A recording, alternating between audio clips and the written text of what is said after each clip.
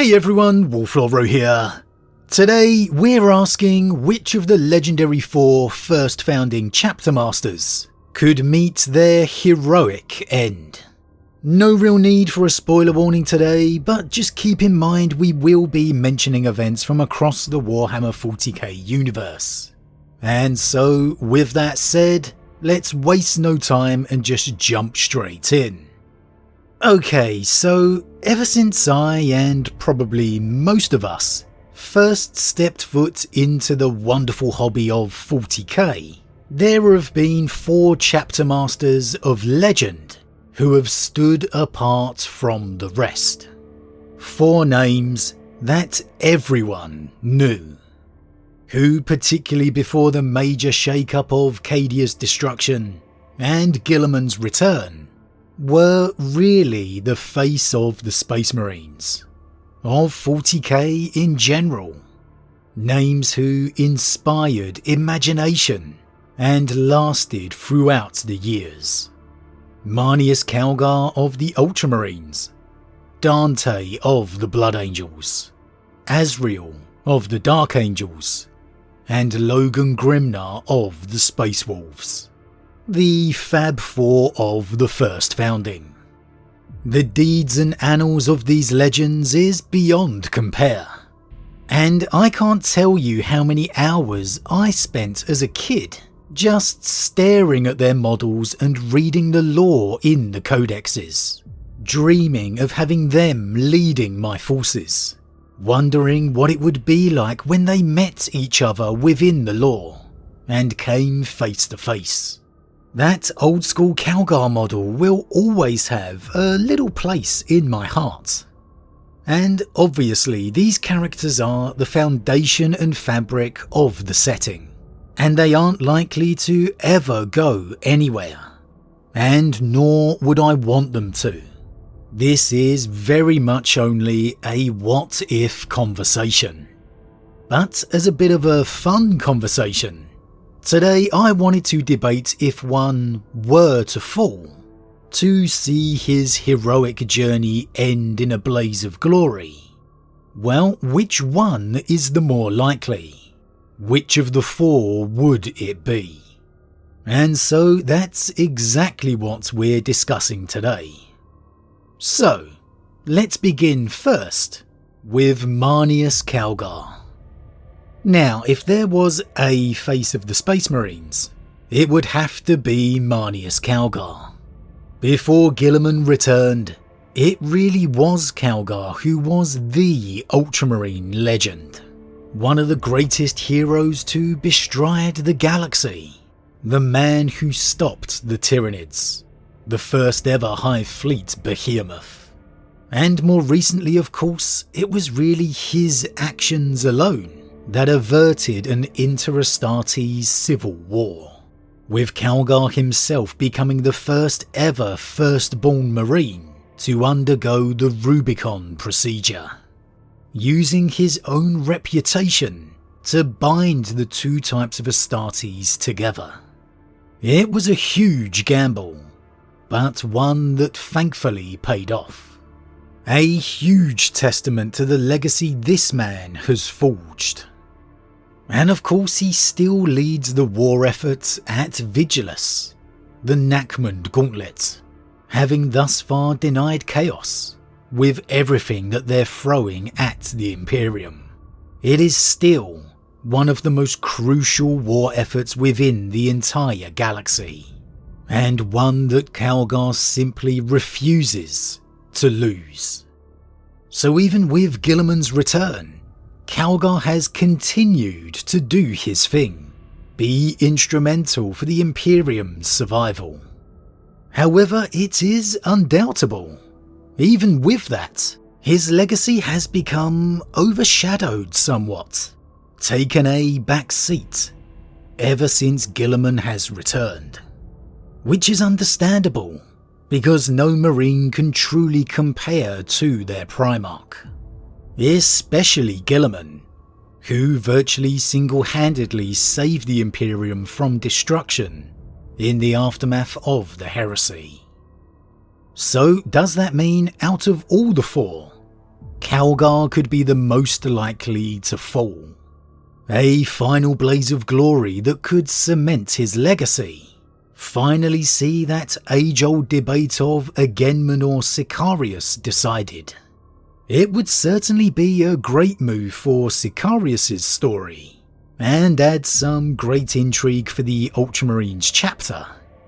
However, honestly, I just couldn't see it. There's a definite sub-story of Calgar struggling to live up to Guilliman's expectations within the Dark Imperium trilogy, and it's a personal challenge that I'm sure Calgar will rise to accomplish. And in doing so, I think that would be his future. Not a glorious death, but again Calgar facing struggle and rising above. Being that showpiece to the rest of the galaxy that he always is. Showing us any adversity, even one from within, can be overcome. Though yes, Calgar may well be a little overshadowed by his Primarch, I think his crossing of the Rubicon showed he is more needed by the Imperium now than ever. To be the exemplar, the symbol that only he can be. And he doesn't have any kind of foretold fate, a possible destiny a la Dante. So if any of the four had to fall, and again this is a what if type of conversation, I don't think it would be him. I just think there are better suited options amongst the four. And so, moving on. Next up we have Dante. Now, Dante's a guy who's somehow gone from legendary status over the years to nigh on mythical. The Devastation of Baal series was absolutely awesome. That title itself still one of my all-time favourite reads. Seeing Dante navigate not only the Blood Angels' declining numbers, but having to try and fight back Hive Fleet Leviathan whilst he's doing so. And he did so by calling together virtually all of the Sons of Sanguinius, leading a de facto reformed legion in defence of their ancient home. And despite giving everything he had, his life for that legacy, the great angel Sanguinius himself told Dante his service could not yet be done. And in the immediate aftermath of the battle, Dante was appointed as Warden of Imperium Nihilus. He would now shoulder the burden for half of the galaxy's survival. And of course, since then we've seen him finally cross the Rubicon himself, becoming a revitalised, stronger man, who would go on to find Lion L. Johnson. So in many ways it feels like Dante's journey is only just beginning, that he has a new life and legacy to build, a chapter to reforge. Perhaps a pivotal part to play in Guilliman's reconquest of Imperium Nihilus, the crusade to come.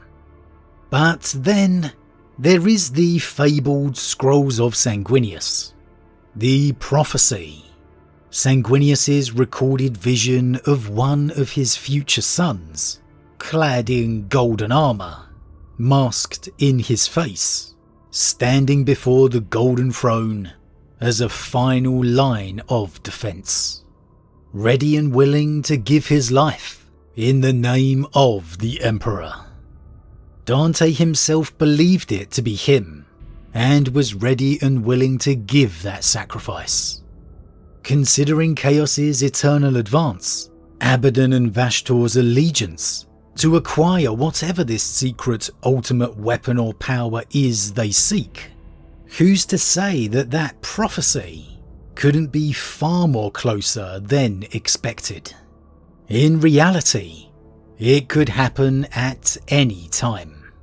Sanguinius's vision more a symbol than literal.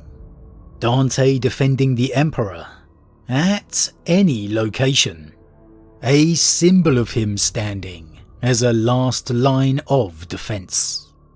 And though we'd all hate to see Dante fall, riot at the mere notion of it, you have to admit there's a poetic symmetry to his Primarch's journey, his Primarch's sacrifice.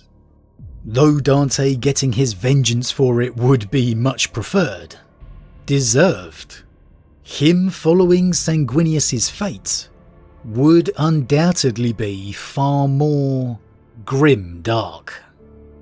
So, Dante falling is certainly a possibility. Now moving on to Supreme Grand Master Azrael. Now yes, I say this for all these characters, but I've always had a bit of a soft spot for Azrael. He's always just kind of oozed that enigma kind of vibe. The stoic, silent, badass that he is. He and Asmodai just symbolised the Dark Angels perfectly back in 2nd edition. They gave the Dark Angels a character that was really, really unique.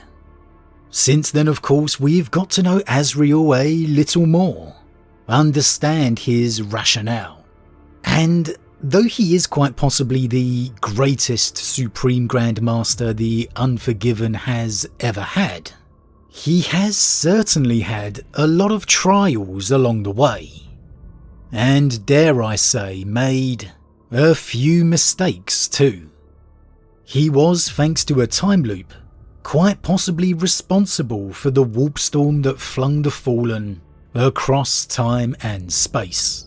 He was fooled by Tzeentch and the Changeling to invade the Space Wolf home of Fenris. He allowed the Rock to be invaded, not once, but twice, by demonic incursion. And perhaps most heinously of all, it was under his watch that Luther, the arch-traitor, escaped the Rock. 10,000 years, the Supreme Grand Masters of the Dark Angels chapter held the traitor Luther prisoner, successfully, and it was Azrael who failed in that duty. To say that Azrael could use an epic victory to right those wrongs wouldn't exactly be an understatement. And he also now has the imposing figure of Lion L. Johnson returned, casting his shadow over the chapter. Though we know L. Johnson values and respects Azrael, refusing to take the Lion Helm off him until a day the Supreme Grand Master is not worthy of it, the Lion does appear to be keeping some secrets even from him, particularly in regards to the redeemed, those fallen the Lion accepts back into his service. And exactly what he thinks of Luther's escape, for example, is completely unknown to Azrael. So things are definitely interesting amongst the chapter. Hopefully we'll get to spend some time with the both of them together in the next Dark Angels novel. But again, I certainly think Azrael deserves an unquestioned, standout victory of a kind, without any of the usual darkness that goes along with the Unforgiven usually. Just a clear-cut, epic victory over the enemy, bringing back a bit of that old First Legion honour, even if only for a fleeting moment. But even though I feel he deserves a win, to regain a bit of his reputation, I can't really foresee any circumstance where he could fall, where something transpires to meet his end, as I don't really think it would change his character in any way. I don't think he really needs a glorious death, and it wouldn't be a fated end to a prophecy, and it wouldn't mix up the chapter a great deal either, with Belial simply succeeding him. And of all the chapters out there, the Dark Angels are absolutely the one who do not need any more intrigue added to their character. Azrael for me is your prototypical Dark Angel, solid and stoic as a cliff against the sea. Maybe he will bow out one day, but of the 4 that we're discussing today, for me he is definitely the least likely in my mind. And so that brings us to the Great Wolf, Logan Grimnar. Now, as much as I love Grimnar, as epic and cool a character as he is, truth be told, he probably wasn't really the face of the chapter back in the day. That it was actually Ragnar Blackmane who was the real poster boy for the Space Wolves, most definitely in 2nd edition. Ragnar's model was iconic. Back in the day when he was going through his blonde phase, it was really all about Ragnar. Yes, Grimnar was there in the codex, but Ragnar Blackmane was the stand-out Wolf Lord, the man on a quick track to Great Wolf status. He was the Sicarius before Sicarius. And I dunno, maybe it's just me, but it's always felt like a destiny, a mantle and role waiting to be fulfilled. That it's not a matter of if, but when. Now, over the years, Grimnar has stepped forward and taken the spotlight the Great Wolf deserves. There's absolutely no doubt about it, showing why he is the head of the chapter, the bearer of Russ's legacy. He's had some sublime appearances within the lore, none greater than in the Emperor's Gift, where as a young Great Wolf he went to war with the Inquisition, taking out a Grey Knight Grand Master before they could even blink, just coming across as an absolute tank. And in the more recent Dawn of Fire series, the Wolftime novel, we even saw him refuse to bow to the returned Lord Commander Guilliman, with Guilliman himself unbelievably bowing before the King of Fenris. So Grimnar absolutely has more than earned his reputation, his gravitas. But, and it is a big but, I still just can't shake the notion of Ragnar's journey needing to be fulfilled. I'll admit, Ragnar has very much fallen by the wayside, become yes a powerful warrior, a promising Wolf Lord, but a mere Wolf Lord nonetheless. He's lost a little bit of that undeniable destiny he once had. We barely heard of him within Wolftime, for example, a major moment for the chapter. And so he does definitely need to regain some of that, I don't know how to describe it, drive, destiny, impact. Regain that not a matter of if, but when, and how soon. That Ragnar is the spirit of Russ reborn. And if he could do that, maybe it's just the old school fan in me, but I could envisage him becoming the new Great Wolf. Grimnar going out in a saga of legend, a valiant sacrifice against a major foe, having a vision of Russ as he dies laying amid the snow, and Ragnar fulfilling his destiny. Again, I don't ever want to see any major characters die. It's a what-if situation. But if one had to, this would probably be the one I'd be most content with. As part of Ragnar's story, getting a series of novels of Ragnar learning to be master of the chapter, inheriting the responsibility of Great Wolf, of Russ. And I do think he'd be a better fit with Russ if he ever did eventually return as well. So, of the two, Dante or Grimnar? Who would be the more likely to fall? Well, I guess I'd have to say Dante, simply for that prophecy story, the mirroring of Sanguinius. But if one had to, and I had to choose, I think Grimnar would work the best, would fit the character and story of his chapter the most. But as always everyone, what do you think? In this what if conversation, which chapter master do you think would be the one to fall?